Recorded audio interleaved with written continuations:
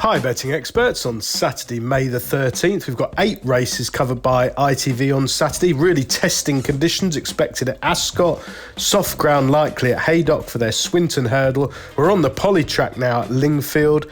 They've switched from the turf course because of waterlogging and we're going to get the declarations a day late, so let's hope the selections all do run.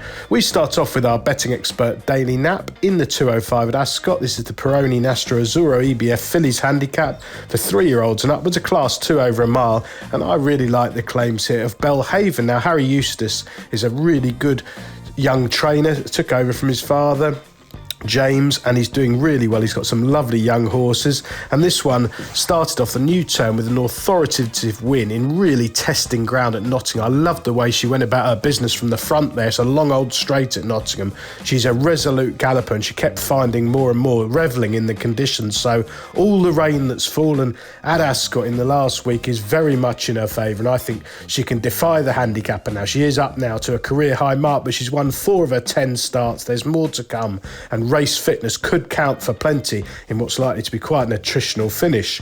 Our betting expert value angle selection runs in the 240 at Ascot. This is the Victoria Cup, a heritage handicap for 4-year-olds and upwards over 7 furlongs. I like Vafortino here of Kevin Philippart Defoy. Now, Defoy is another trainer, young, going places, one to keep on side of, and this progressive handicapper has optimum conditions at Ascot. He's run twice so far this season in defeat at Kempton and Newmarket, shaping nicely on each occasion. There'll be a strong pace up front here, and I hope that Benoit de la Sayette can swoop late. He's a £3 claimer who's terrific value for that claim. I don't think it's going to last much longer. The remaining 6 races on ITV on Saturday, we'll do them in time order. Starting at Ascot in the 130, a handicap for class 3 over a mile 4. Well, Sir Rumi handles testing ground, is fully fit and bounced back to his very best form on testing ground at Epsom 18 days ago. Kevin Stott, a very good booking here, a positive ride likely, and I think he'll be galloping on strongly at the end, which might not be the case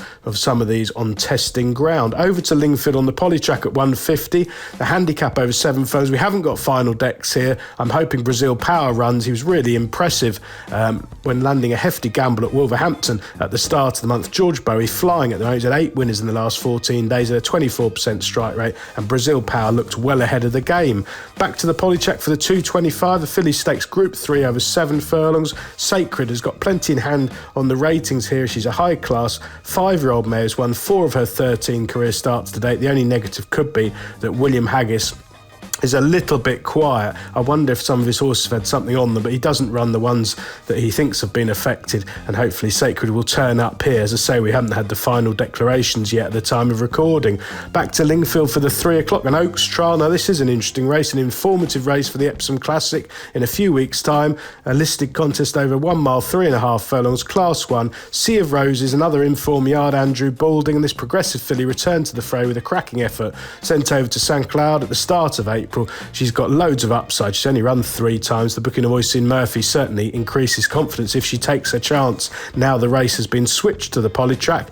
Back to Haydock now, over to Haydock for the 3:15. The Swinton, one of the big premier handicaps of Haydock's season, over 2 mile, a huge field, a strong pace certain, and I think that'll really suit Brentford Hope. He's much improved since joining the excellent Harry Derham yard from Richard Hughes. He's a different proposition now. He's a smooth traveller with a sharp turn of foot. He's been mopping up at short prices in novice company, and I've been waiting for him to go handicapping. He's a very strong traveller. I think he'll be ridden with a lot more patience here in a strongly run race, and hopefully he can swoop late under the excellent Paul O'Brien. And finally back to Lingfield for the 3:35, their Derby trial, a listed contest over nearly the Derby trip, 1 mile, 3.5 furlongs. Again, this has been switched to the poly track. Military order comes from a yard. Charlie Appleby doesn't mind running them on the all-weather, so hopefully this 3-year-old will turn up. This one created a deep impression when making all to land a Newbury novice on his reappearance, and this stiffer test of stamina should unlock plenty more improvement under William Buick. Best of luck with all 8 races on ITV on Saturday, betting experts.